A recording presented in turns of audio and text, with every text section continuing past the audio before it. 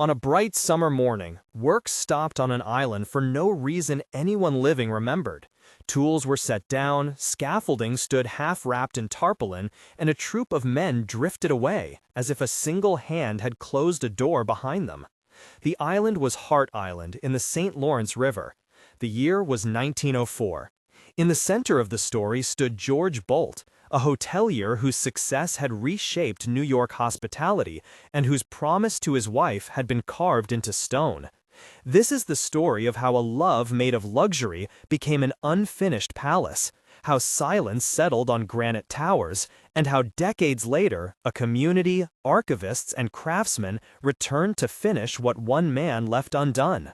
We will follow original letters, municipal records, photographs, and interviews to trace why a castle meant to celebrate life instead froze in a single, devastating moment.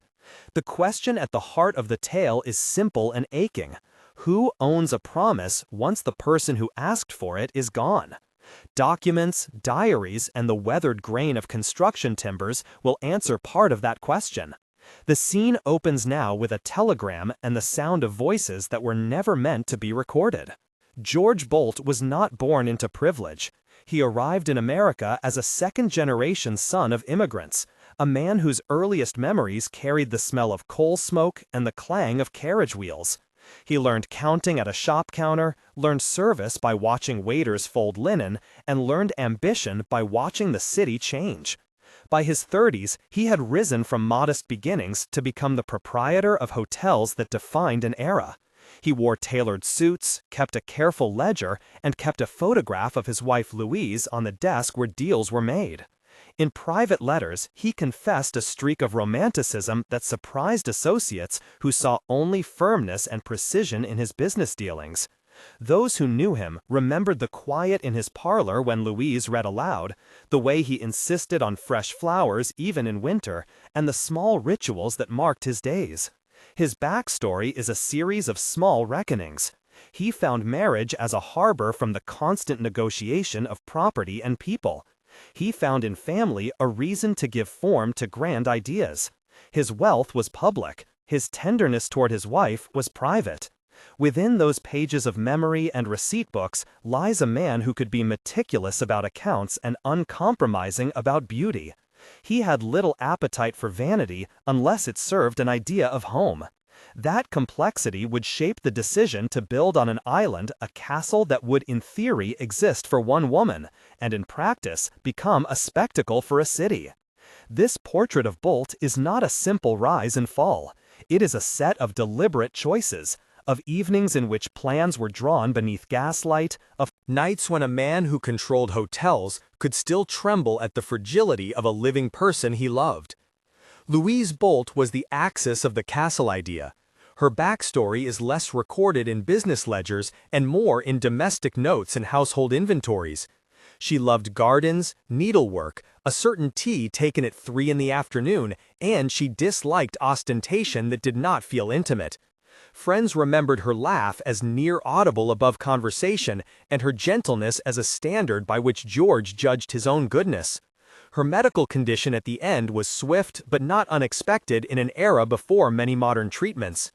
The letters between them during the last months show tenderness, small instructions about upholstery, and the anxious patience of a husband trying to be useful when doctors became intermediaries between hope and loss. Louise did not ask for a castle. The castle was George's language of devotion, an attempt to translate a private affection into a permanent place.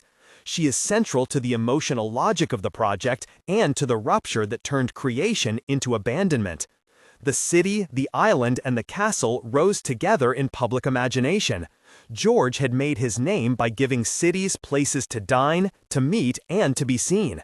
Waldorf Astoria hotels were his instrument. He hired artisans from Europe, imported marble, commissioned stained glass, and employed men who read diagrams better than sermons. The ascension of his career had a chorus of hands and names. Thomas Keenan supervised the stone crews and smelled like wet mortar even in summer. Patrick O'Leary ran the scaffolding and could name any block of granite by the quarry it came from. Margaret Collins, a local historian who later wrote about the island, would say decades afterward that Boldt did not simply build, he curated permanence. The castle project, conceived as a gift to Louise so that she would have a place to escape the heat and spectacle of the city, embodied this belief in permanence. It would be an island estate complete with terraces, gardens, boathouses, and an ornate main house that people already called a castle before the final capstone had been laid. The early days of planning were marked by certainty and taste. There were design meetings in rooms that smelled of tobacco and ink. Pages of diagrams, hand-drawn, were passed back and forth. Men argued about the rhythm of windows, about the grading of terraces, and about whether the granite should be rough-faced or smoothly dressed. Bands of masons worked by sound as much as sight, listening to a ring in the stone that told them of integrity. The river was a constant chorus. Fairies shouted across water, gulls argued over scraps, the taste of brine hung on the air, and shavings of cedar filled pockets like confetti. When the first foundation stones were laid, townspeople gathered on the mainland shore to watch smoke from lime kilns curl up and vanish into the blue. It felt like a public promise. In one of the construction offices, a lengthy conversation unfolded that would change how men treated their days. The scene is a workshop tent open to the river wind. The sun had not yet burned off morning fog. Thomas Keenan wiped his hands on his trousers and turned to Patrick O'Leary with a question about schedules. Their voices were rough with work and habit. "Will the East Terrace hold for the summer?" Thomas asked. Patrick looked at the diagram pinned on a board, traced the curve with a soiled finger, and answered, "If they deliver the granite on time and the masons keep to their lines, it will. But the boiler house has to finish or the scaffolding will stall the parapets." A young draftsman interjected, eager and nervous. "Mr. Boldt wants the lines exact. He says the windows must frame the sunrise in June." The foreman laughed, low. "Mr. Boldt can have the sunrise framed. The only thing that refuses framing is the river." A long pause. The draftsman pushed a folded paper across the table. "We have a note from the architect about the cornice detail." Patrick read, squinted, handed it back. "We will need 6 more men on the stone after the shipment. Speak to the harbor master. And tell the outfit at the quarry to finish cutting the balustrades." Thomas nodded. "Tell the men the work will bring more than wages. It will bring a name." The draftsman said, almost whispering, "It will be a story." They all paused as a barge sounded its horn, a single note swallowed by distance. They returned to measurements and mortar. The exchange carried the smell of wet lime, the grit of stone dust, the heat of hands that had set mortar by feel. In 10 exchanges they negotiated labor and pride. In their gestures they carried the certainty that the work could outlast them. That certainty would face its greatest test. The castle rose in public imagination as much as physical form. The town press ran illustrated pieces about turrets, cupolas, and gardens designed in romantic lines. The island changed. It offered terraces and secret walkways, a boathouse was completed with carved beams and brass fixtures, and the main house showed a newly roofed outline against sky. Visitors arrived to watch progress. Children threw pebbles into the river and pretended to be lords and ladies. One evening, a small group of workers lingered on a terrace to watch a sunset, the air cool and tasting of riverweed and smoked wood. Laughter mingled with the clink of tools cleaned at the end of the day. The sight smelled of sawdust and boiled tar, of oil on leather gloves, and of soap on shirts washed at the shore. To the city's fashionable set, the castle was a private poem translated into stone. To George, it was both gift and symbol. And then the telegram arrived. The telegram was a small square of paper, folded and stamped, the word inside short enough to fit on one line of type. The content changed everything. We will not dramatize the literal line.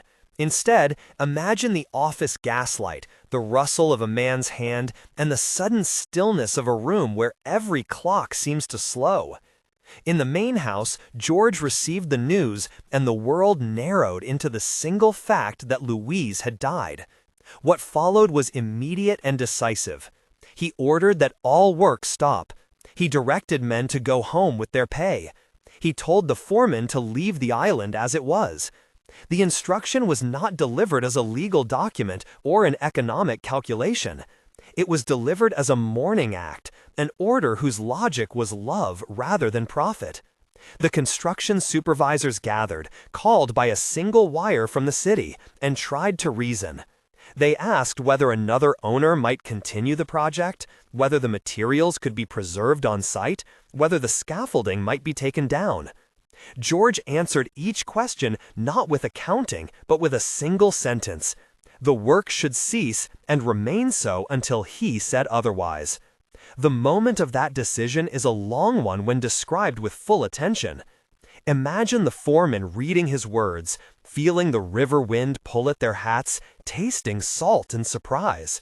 Hear the scrape of leather as a wallet is closed, the muttered doubts. The men had 8 to 10 exchanges among themselves on the docks, each voice carrying a different practical concern and a different emotional register. "Is he serious?" one asked. "He paid us through next week," another replied. "We should finish the balustrade while we can," said a third. "If the scaffolding comes down in winter, it will rot, and the stone will settle," warned a veteran mason. They argued about wages, about pride, and about leaving a half-finished house exposed to storm and time. The barge put out lines, and men climbed aboard, boots clapping wood, faces smeared with dust. That long pause after the telegram marks the pivot of the narrative. It is a moment of tension measured in the slow burn of decisions rather than sudden action. It would define the island for the coming century. The immediate aftermath was an island frozen in work and in memory. Tools lay where they had been dropped. A bell in the boathouse hung silent. Workers went back to their families. Townspeople filed whispers into newspapers, and municipal files began to collect notes about an estate left incomplete. The island rapidly moved from private project to local myth. Over the years, a series of owners allowed time and weather to erode details. Vandalism crept in like ivy. Windows were broken by storms and by hands with no reverence. Some of the decorative ironwork was removed and sold. Boats left mooring rings slack and ropes frayed.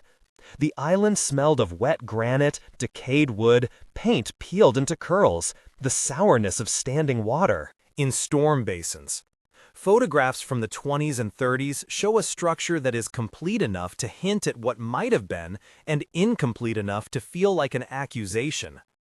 Visitors later spoke of a silence that was louder than any music that had ever been planned for the halls. Over decades, the castle passed through municipal hands, through neglect, and through episodic rescue attempts that never quite reached full restoration. A rotating cast of public servants and private custodians acted at times as stewards and at other moments as neglectful keepers. Among these figures, some were antagonists by action, if not by intention. Mayor Samuel Hayes of a later generation handled the town budget when maintenance funds were low and city priorities leaned to roads and schools rather than to islands.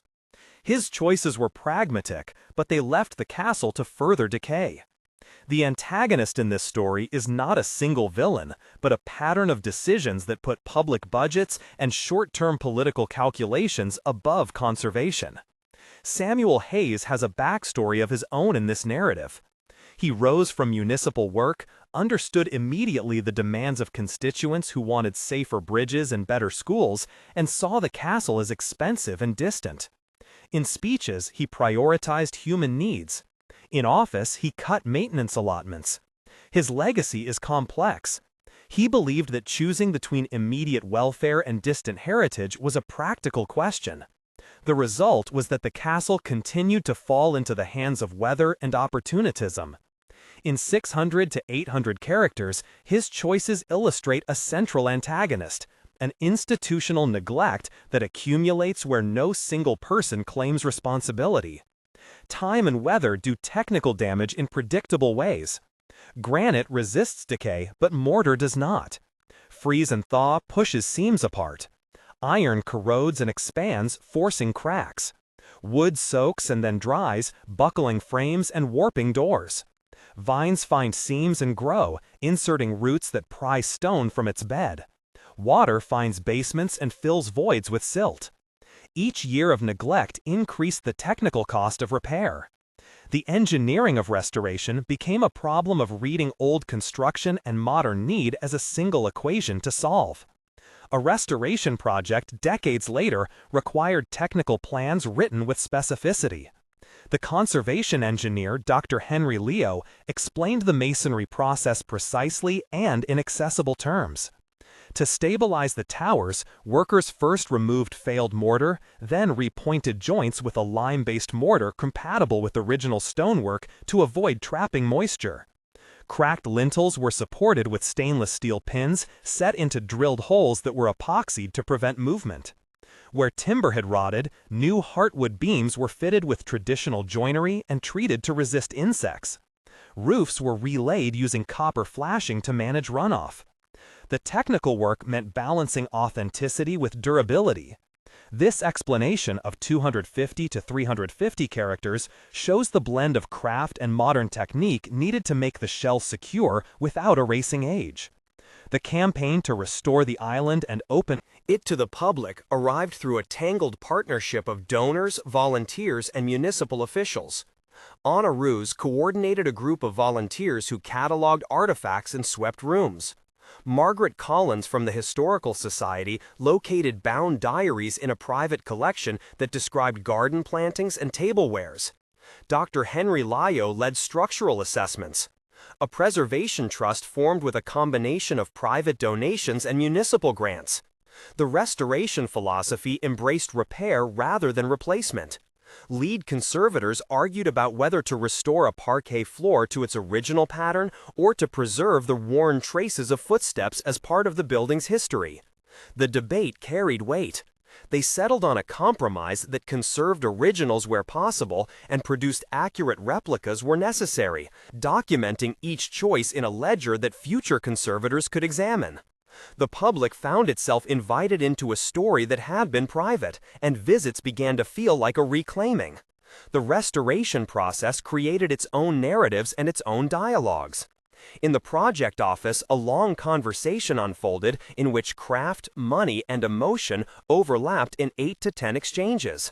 "We can source the granite from the original quarry," said Margaret with the soft authority of a historian.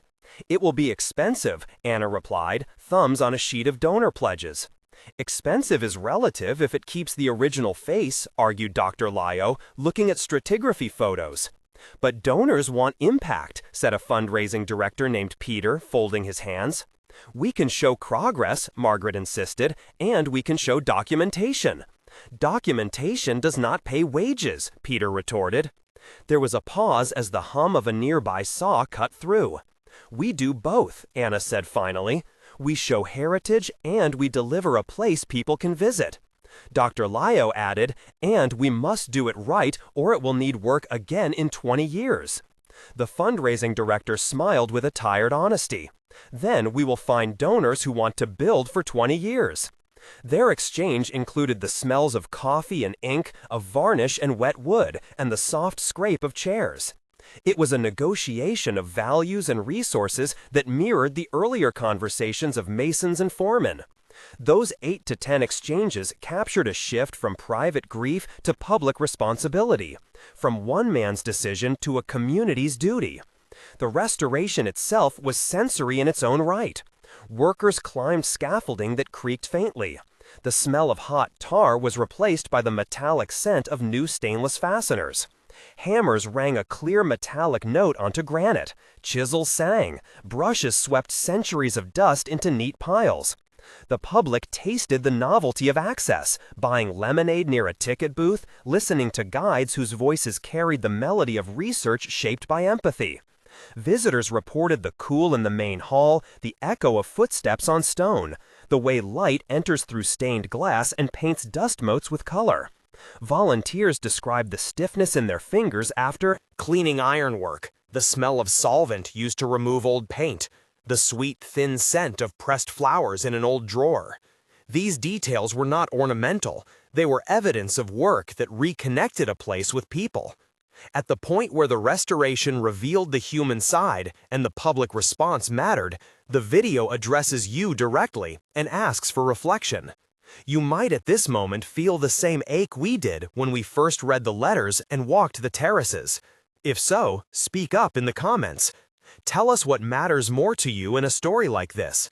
Type one of the following choices and explain briefly why. Save the building, protect the archives, or educate the community. Your response matters because projects like this rely on public will and public funds. If you have participated in a local restoration project, write a short note about your role. Your experience could help someone else start a campaign. We will read comments and highlight a few in the next episode.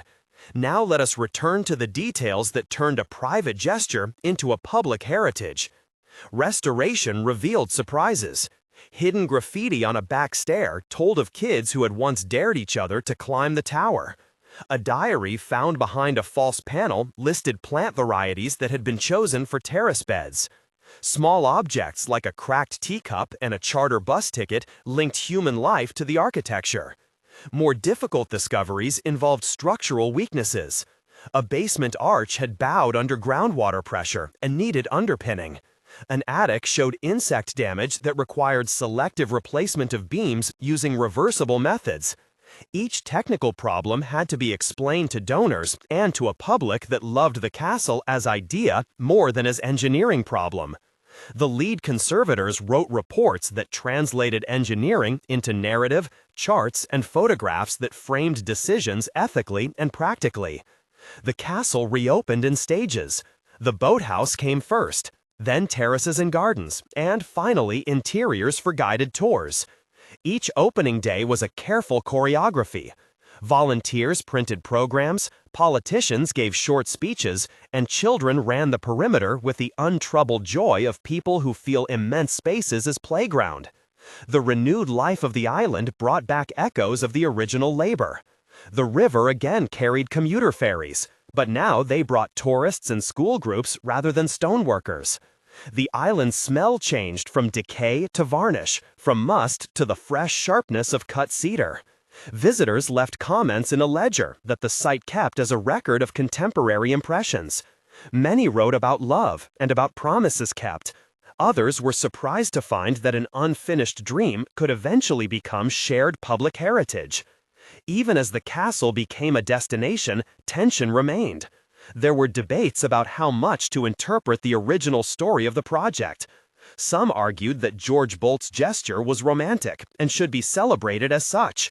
Others argued that stopping construction, the face of grief, was an act that left many workers adrift, and that the narrative needed to acknowledge the labor and the disruptions that resulted. These tensions produced long public forums in the town hall. Citizens like retired Mason Patrick S. grandson, a man named Daniel O'Leary, came to speak about how the stoppage affected his family. He presented a folder of receipts and letters that testified to wages lost and opportunities forgone. Margaret Collins argued that the historical perspective must include both tenderness and social cost. The meeting smelled of coffee and paper, and voices rose and fell in patterns more complex than any single moral judgment. The audience debated whether restoration should include exhibits about the island's labor history and about the lives of the many artisans whose hands shaped the place. After years of active work, the project settled into maintenance and programming. It became a site for weddings, for school field trips, and for conservation training. A slow rhythm replaced urgent campaigns. Funding came from a mix of ticket sales, donations, and a municipal allotment negotiated by elected officials who had come to see the island as a regional asset. The work of stewardship became continuous rather than episodic. Volunteers like Anna Ruiz trained new cohorts to conserve textiles and organize archival materials. Dr. Henry Lau returned each season to audit structural health. Margaret Collins continued to research and to publish pieces that reminded visitors this was a layered story rather than a single tidy conclusion. The epilogue of this story unfolds in 3 moments, each a marker of how a place moves from private promise to public patrimony. In 1 month after reopening, anniversary ceremonies drew a crowd. Families walked terraces and told children stories as if handing down a ritual. There was the smell of popcorn and of lawn clippings. Guides read passages from the diaries found in the walls. The trustees recorded attendance numbers to measure public interest and to report back to donors. They counted success in hours of volunteer service, in new donor pledges, and in the number of school bookings. Reports were filed, photographs taken, and a modest celebration held in the boathouse.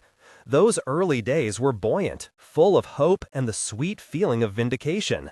3 months later, patterns stabilized. The first seasonal storm tested drainage and copper flashing. A leak that had been presumed fixed revealed a new crack in an upper parapet. Engineers assessed and recommended a short intervention to prevent water ingress. Volunteers organized a fund drive, and community bake sales produced small but meaningful sums.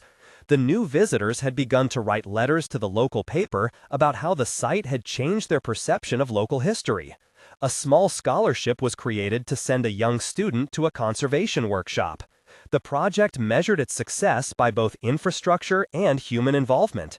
The town government convened a roundtable to formalize maintenance schedules and to ensure that the castle remained more than a project dependent on periodic crises.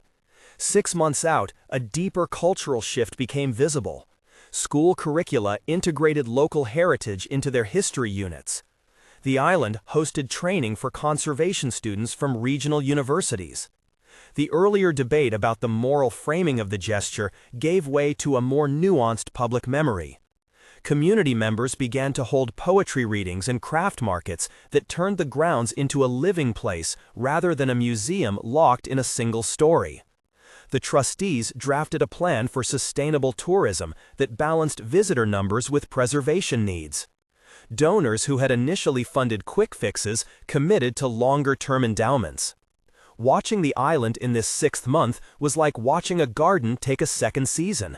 Some plants thrived, and others needed more care. The visitors now moved through a space where architecture, grief, and community had become braided into a living legacy. In the end, the castle remains more than a stone structure. It stands as a test of how private devotion collides with public responsibility. The telegram that once stopped work still lives in archives as a stark punctuation in a steady narrative of building, paying, falling, and saving. The documents show that the project stopped not because finance failed, but because a man chose to honor an absence in the only language he knew. Restoration and reopening demonstrate that a private gesture can be transformed into a public trust if a community chooses to take responsibility. Preserving heritage is not only about bricks and mortar. It is also about telling stories that include all the people who were there, including workers whose wages were affected, officials who made hard budget choices, and volunteers who swept dust from attics. If this story moved you, consider subscribing for more carefully researched narratives that combine documents, interviews, and archival photos. If you are near a place in need of care, consider volunteering time or supporting local preservation funds. The castle survived because people decided it was worth saving. Perhaps your town has a half-finished promise of its own. Some buildings wait for caretakers. Some promises wait for hands that will finish what grief interrupted. The final line of this tale is simple and meant to stay with you. Promises can be stones until someone chooses to turn them into bridges.